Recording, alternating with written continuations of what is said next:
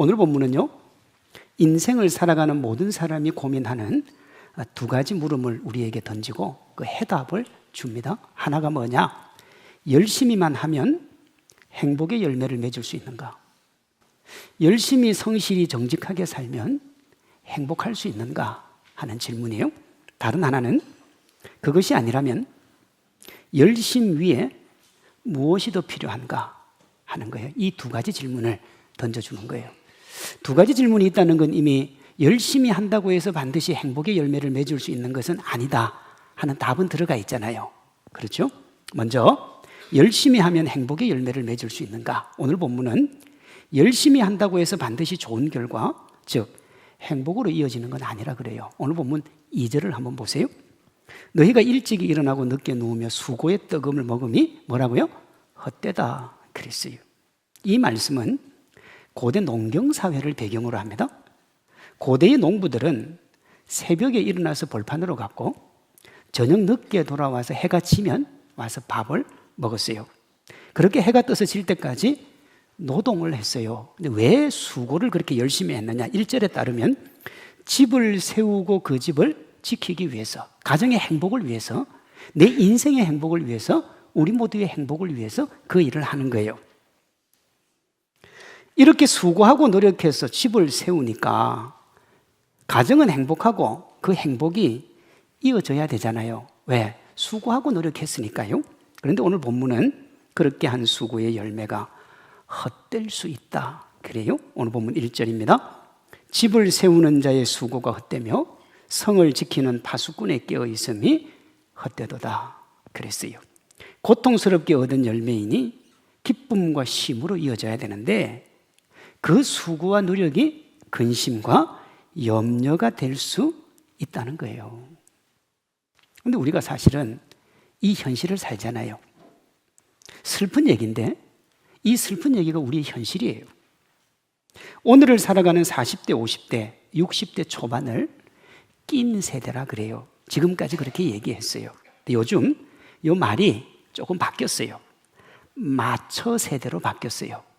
무슨 의미냐 하면 마처는 마지막에 마자와 처음에 첫자를 따서 만든 신조어입니다. 마처가요. 그러니까 마처 세대는 부모님을 직접 부양하는 마지막 세대이면서 자녀에게 부양을 받지 못하는 첫 세대가 되는 거예요. 이제 40, 50, 60 초반에 부모님과 자식 모두를 돌보고 사니까 이중부양이에요.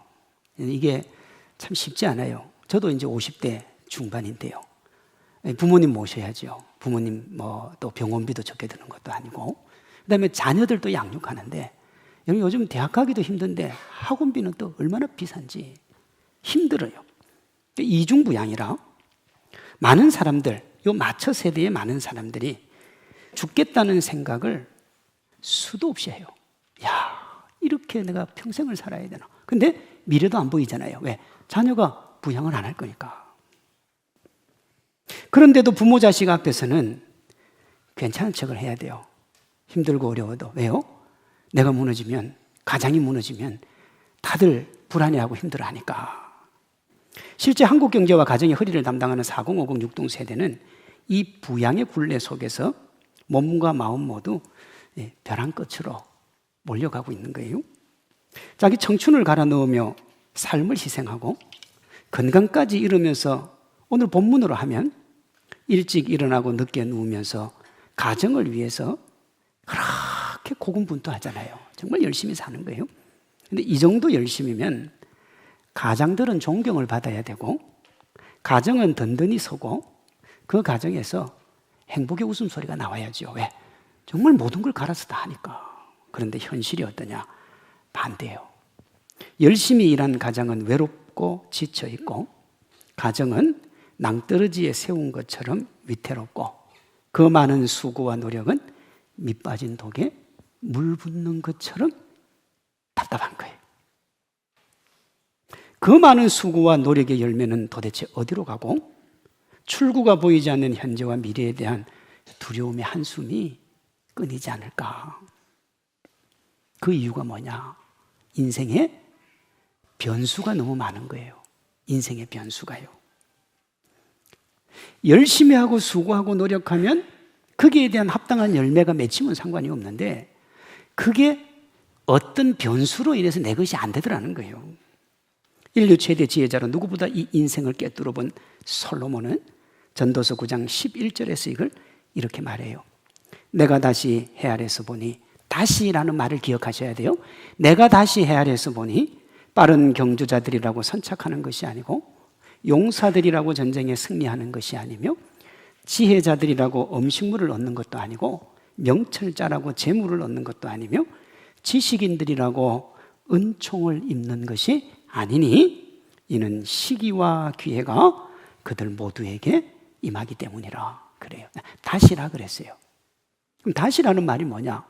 솔로몬이 얼핏 인생을 살고 볼 때, 주의 깊게 안 볼 때는 빠른 경주자가 선착하고 용사가 전쟁에 승리하고 명철자가 재물을 얻는 것처럼 보였는데 내가 자세히 인생을 되돌아보니까 그게 아니더라는 거예요.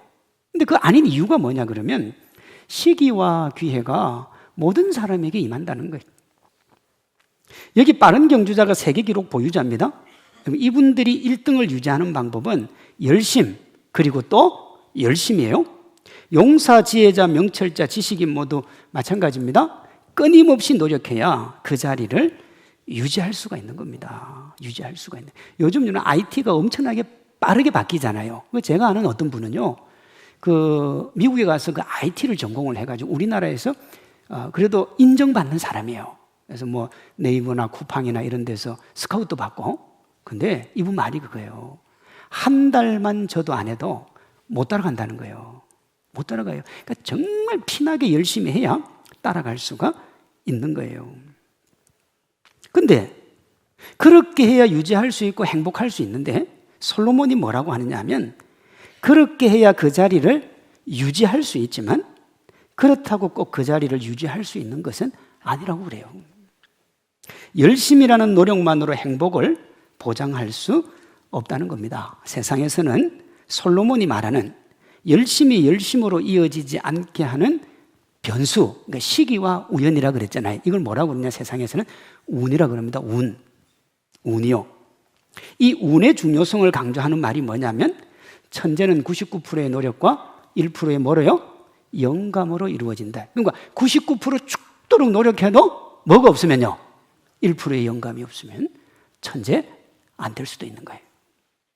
요즘은요 더 바뀌었어요. 인생의 8할이 운이다 하는 말이 있어요. 요즘 심리학에 있어요. 8할이 뭐냐면 80%. 내 인생의 80%가 뭐라는 거예요? 운이라는 거예요. 운을 강조한 말이기 때문에 과장이 되어 있을 수 있습니다만 그럼에도 분명한 것은 인생의 성취, 인생의 행복이 노력만으로 되는 건 아니라는 거예요. 왜 그러냐? 노력이 결과로 이어지는 중간에 시기와 우연이라는 변수가 끼어드는 거예요. 다시 전도서 9장 11절입니다. 내가 다시 헤아려서 보니 빠른 경주자라고 선착하는 것이 아니고 용사라고 전쟁에 승리하는 것이 아니며 지식인들이라고 은총을 입는 것이 아니니 이는 시기와 기회가 그들 모두에게 임하기 때문에 이 시기와 기회, 즉 운이라는 변수를 사람은 누구라도 어떻게 할 수 없어요. 운을 자기 것으로 만들 수 있습니까? 저는요 50대 중반, 그러니까 참 오래 살았어요. 근데 이 제비뽑기나 이런 거에 한 번도 걸려본 적이 없어요. 열 몇 명이 뽑아도 저는 안 돼요. 열 몇 명의 반을 줘도 저는 안 되더라니까요. 그러니까 제가 지금 무슨 얘기하느냐? 운을 자기 것으로 아무리 만들고 싶어도 운은 내 마음대로 안 돼요. 안 된다니까요. 누구도 어떻게 할 수 없는 것이 운이기 때문에 이 운은 많은 사람을 어떻게 해요? 비켜갑니다. 비켜가요. 그러니까 이 운을 누리는 사람은 얼마 안 된다고요. 그런데 대부분의 사람은 운이 자기 것이라고 생각을 해요. 자, 다시요. 운은 누구 거라고요? 소수의 사람 거예요. 그런데 대부분의 사람이 운이 자기 거라고 그러면서 운에다가 뭘 거느냐? 인생을 겁니다. 그냥 삶을 딱 걸어버려요. 요즘 성실하게 직장 다니고 열심히 일해서 진급으로 인정받고 월급 꼬박꼬박 모아서 전세 사는 직장인들이 상대적 박탈감으로 힘들어해요. 그 상대적 박탈감이 말이 아닌 거예요. 적당히 직장 다니면서 대출받아서 주식이나 부동산에 투자한 사람이 대박이 나는 경우를 심심치 않게 보기 때문에 그렇습니다. 나는 열심히 살았는데 죽도록 살았는데 정말 아침 일찍 나와가지고 저녁 늦게 퇴근하고 상사 눈치 보고 그렇게 열심히 해서 조금씩 진급하고 조금씩 월급이 오르는데, 아니 아무것도 안 하고 그저 뭐 정말 가까스로 9시에 오고 그냥 6시 넘으면 땡 하고 집에 가고 놀고 그런 사람이 너무 잘 되는 거예요. 제가 그런 이야기를 하나 봤어요. 어떤 직장인이 이런 현실을 고민을 하다가 회사가 희망퇴직을 한다는 공고를 봅니다.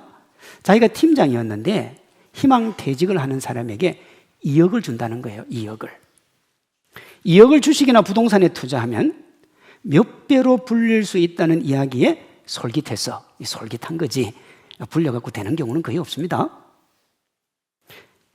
이 사람이 2억 투자하면 너무 작다고 생각을 해서 1억을 빚을 냈어요. 그래서 3억을 더해서 3억을 부동산과 주식에 투자를 합니다. 대박의 운을 확신하며 부동산과 주식에 재테크를 하는 거예요. 그런데 부동산에 투자한 돈은 사기를 당하고 그렇게 오르던 주식은 곤두박질을 쳐서 엄청난 손해를 본 거예요. 두 부부가 쪽박으로 끝난 잃어버린 대박의 꿈에 취해서 탄식을 하는 거예요. 쪽박이잖아요. 그런데 그들은 뭘 꿈꿨어요? 대박을 꿈꾼 겁니다. 이분들이 왜 이렇게 되었는가?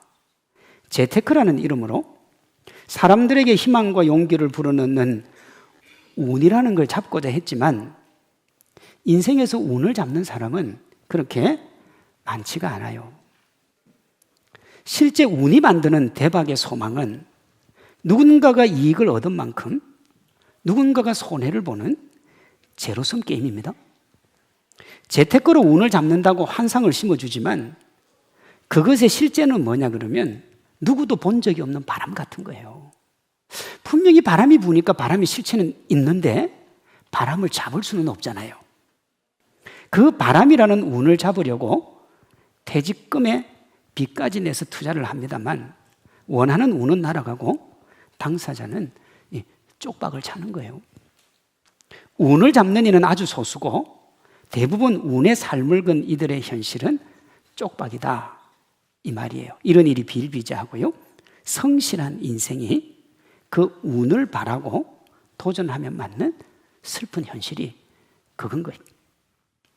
그러니 성실한 인생은 운을 쫓으면 안 돼요.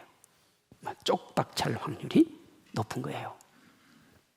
그럼 어떻게 해야 되느냐?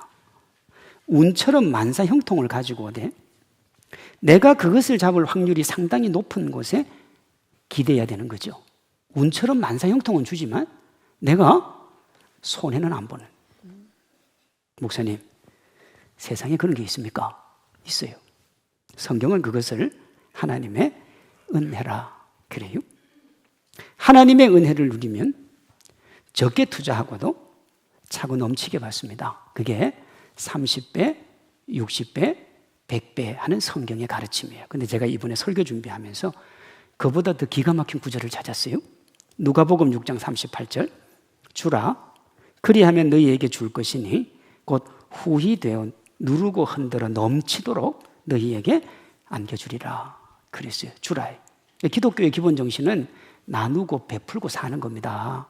악착같이 지는 게 기독교 아니에요.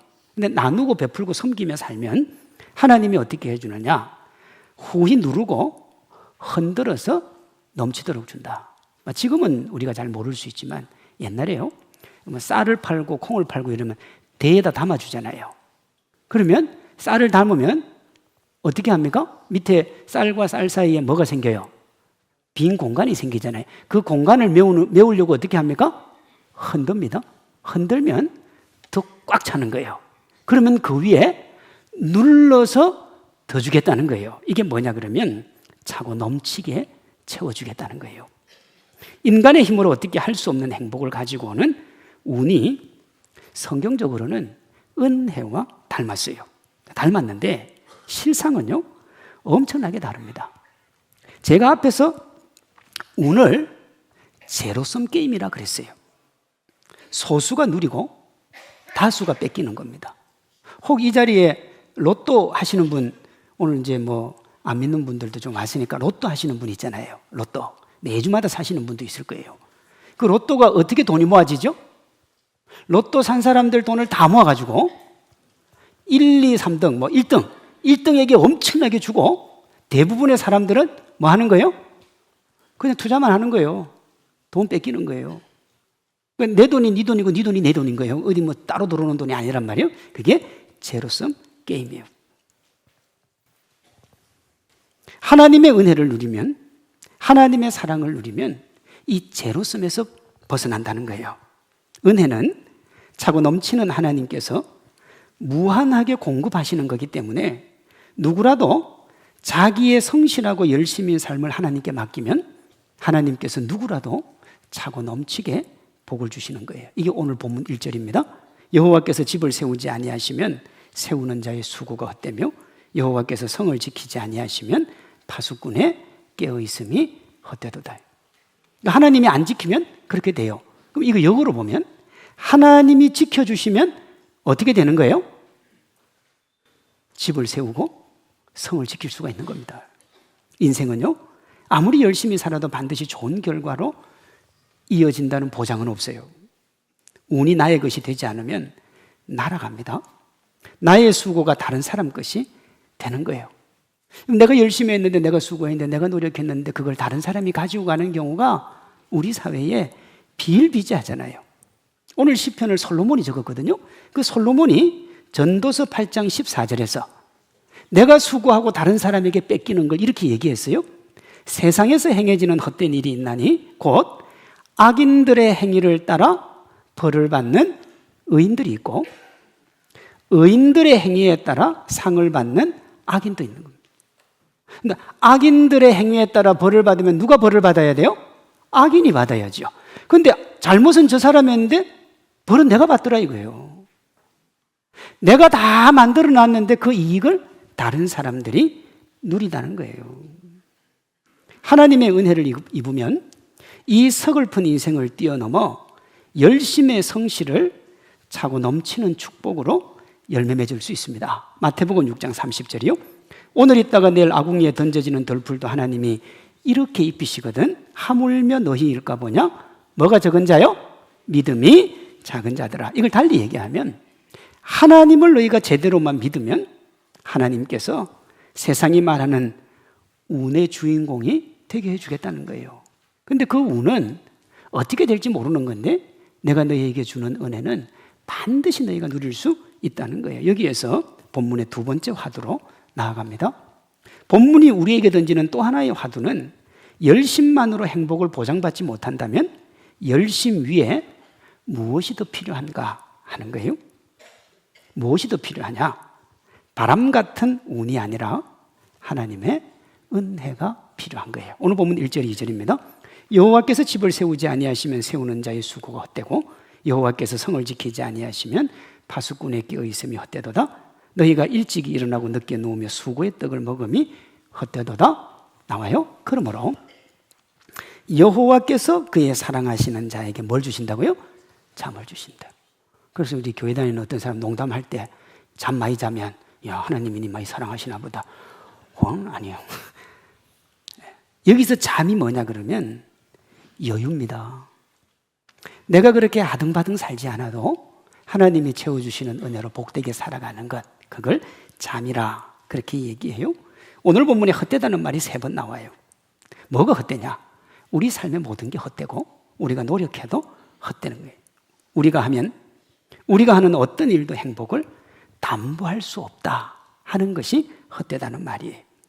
우리 힘으로 하는 어떤 노력도 헛됨을 본 시를 적은 솔로몬이 이렇게 얘기합니다. 행복해도 즐거워도 정말 누리고 살아도 헛되다. 전도서 2장 10절이요. 무엇이든지 내 눈이 원하는 것을 내가 금하지 아니하며 무엇이든지 내 마음이 즐거워하는 것을 내가 막지 아니하였으니 이는 나의 모든 수고를 내 마음이 기뻐하였습니다. 이것이 나의 모든 수고로 말미암아 얻은 몫이로다. 그 후에 내가 생각해 본 적, 내 손으로 한 모든 일과 내가 수고한 모든 것이 다 헛되어 바람을 잡는 것이고 해 아래서 뭐라고요? 무익한 것이로다. 이렇게 무엇을 해도 좋은 결과를 담보할 수 없는 우리가 하나님의 은혜를 누리면 무엇을 해도 좋은 결과를 누릴 수 있다. 그것이 오늘 본문 2절이에요. 여호와께서 그의 사랑하시는 자에게 뭘 주신다고요? 잠을 준다 그랬어요. 이 잠은 제가 아까 뭐라고 했냐면 쉼과 여유라 그랬습니다. 이 반대편에 있는 일찍 일어나고 늦게 누우며 먹는 떡의 헛됨, 아침 일찍 일어나고 저녁 늦게까지 수고해서 뭐 그게 얼마나 답니까? 근데 오늘 본문은 헛됨의 떡이라 그렇게 얘기해요. 이 의미가 뭐냐 그러면 수고하고 노력해도 벗어날 수 없는 삶의 고단함이에요.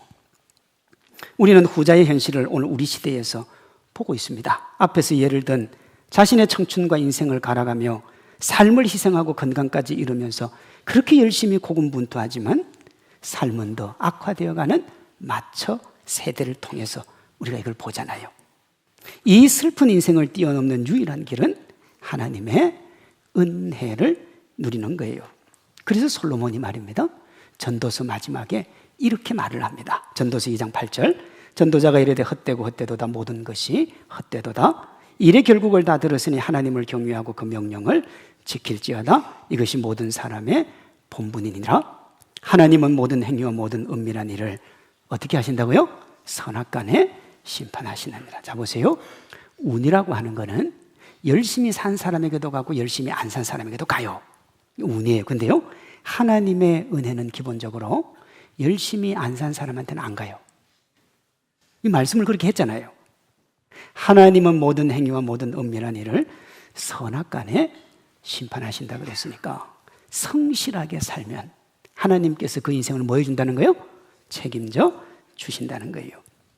좋은 것을 얻기 위해서 하나님의 은혜가 필요하고 그거 안정적으로 누리는데도 하나님의 은혜가 필요해요. 그러니 어떻게 해야 하느냐? 우리 인생의 설계를 누구에게 맡겨요? 하나님께 맡기는 거예요. 어떤 목사님의 말입니다. 우리는 종종 기초를 놓고 골조를 세우고 마감까지 끝낸 뒤에 주님 축복해 주세요 그런다 이거예요. 내가 다 계획해요. 내가 달려가요. 그리고는 하나님한테 복 달라 이거예요. 근데 하나님은 순서를 바꾸라 그래요. 축복을 요청하기 전에 하나님의 주권을 고백하고 어떤 일을 완공하고 자랑하기 전에 이 인생의 설계자가 누구인 것을요? 하나님인 것을 인정하라는 거예요. 나의 계획이 아니라 하나님의 은혜가 먼저인 거예요. 그게 오늘 본문 1절입니다. 여호와께서 집을 세우지 아니하시면 세우는 자의 수고가 헛되며 여호와께서 성을 지키지 아니하시면 파수꾼의 깨어 있음이 헛되도다. 나의 힘으로 설계한 인생의 끝 아무도 모릅니다. 여러분 인생 어떻게 끝날지 알고 있어요? 저는요, 제가 목회를 어떻게 끝낼까 그게 진짜 궁금한 사람이에요. 너무 궁금해요. 제가 제 인생인데 어떻게 끝낼지 압니까? 여러분의 인생이 어떻게 끝날지 여러분 알고 있어요? 아무도 몰라요. 한치 앞을 모르는 게 인간이잖아요. 이와 달리 우리 인생의 설계를 하나님께 맡기면 하나님께서요, 어떤 상황을 맞더라도 반드시 좋은 결과를 주십니다. 그게 로마서 8장 28절이에요.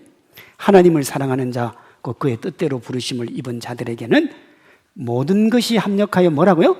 선을 이룬다 그랬어요. 여기 모든 것이 뭐냐 그러면 성공과 실패가 들어가고요, 건강과 병도 들어가고 행복과 불행도 들어갑니다. 인생의 희노애락이 이게 다 들어가는 거예요. 내가 어떤 인생을 살지 몰라요. 그런데 그 끝은 뭐라는 거예요? 선이라는 거예요. 이 영어로 뭐냐면 굿이에요. 하나님이 봐도 좋고 우리가 봐도 좋은 굿, 정말 좋은 인생 될 거라는 거예요. 운을 자기 것으로 만드는 것은 불가능에 가깝다고 그랬어요. 말 그대로 운이기 때문에 하나님의 은혜는 이와 다릅니다. 우리가 하나님의 은혜를 꽉 부여잡으면 하나님께서 우리에게 주시는 축복으로 우리가 복되고 행복한 인생의 주인공 될 줄로 믿습니다. 그렇게 하는 방법이 다음에 3단계예요. 첫째가 뭐냐?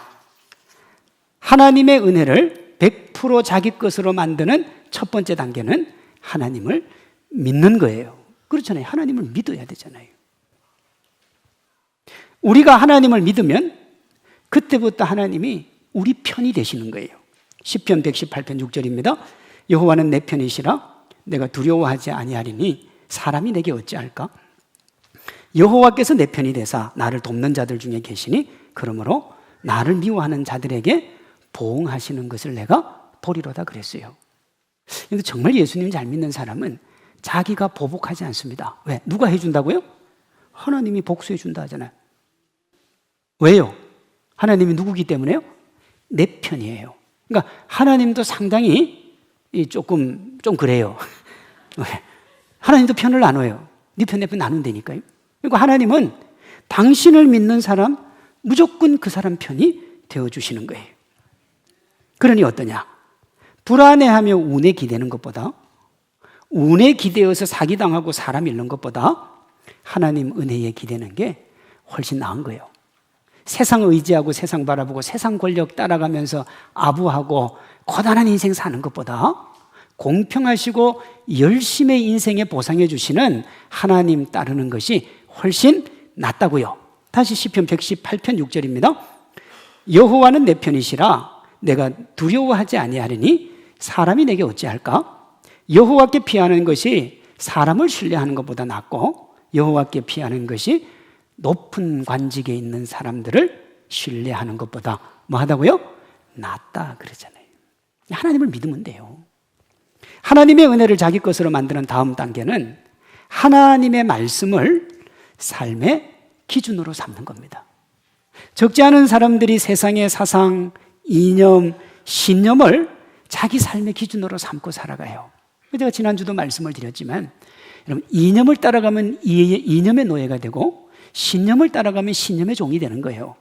말씀을 따라갈 때 우리에게 자유가 있고 그 말씀을 따라가면 하나님께서 우리에게 차고 넘치는 복을 주시는 거예요. 그래서 삶의 기준을 말씀으로 삼으라는 거예요. 신명기 6장 3절입니다.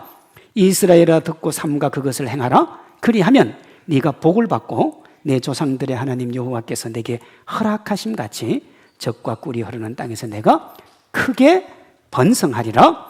오늘 내가 내게 명하는 이 말씀을 너는 마음에 새기고 내 자녀에게 부지런히 가르치며 집에 앉았을 때든지 길에 갈 때든지 누웠을 때든지 일어날 때든지 이 말씀을 강론할 것이며 너는 또 그것을 내 손목에 메어 기호로 삼고 내 미간에 붙여 표로 삼고 내 집 문설주와 바깥문에 어떻게 하라고요?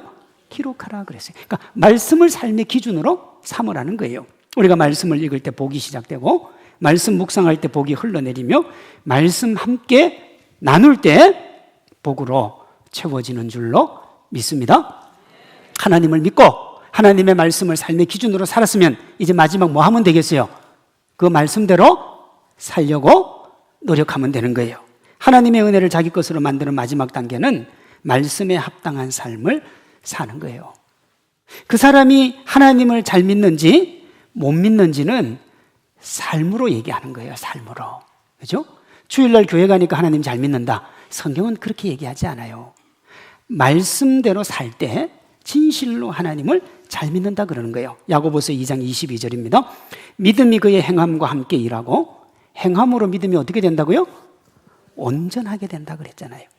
하나님을 믿고 하나님의 말씀을 배우고 말씀을 삶에 실천하기 위해 노력하면 하나님께서 우리에게 축복해 주시고 우리의 삶을 책임져 주시는 거예요. 신명기 28장 2절입니다. 네가 네 하나님 여호와의 말씀을 청종하면 이 모든 복이 내게 임하며 내게 이르리니 성읍에서도 복을 받고 들에서도 복을 받을 것이며 내 몸의 자녀와 내 토지의 소산과 내 짐승의 새끼와 소와 양의 새끼가 복을 받을 것이며 내 광주리와 떡반죽 그릇이 복을 받을 것이며 계속 이 얘기를 해야 되는데 끝도 없잖아요. 세상에 받을 복이. 그래서 6절이 나온 거예요. 네가 들어가도 복을 받고 나가도 복을 받을 것이니라. 우리가 전능하신 하나님, 완전하신 하나님 말씀으로 무장하면 하나님께서 만사 형통의 복을 주신다고요. 요한복음 15장 7절입니다. 너희가 내 안에 거하고 내 말이 너희 안에 거하면 무엇이든지 원하는 대로 구하라. 그리하면 이루리라 그랬어요.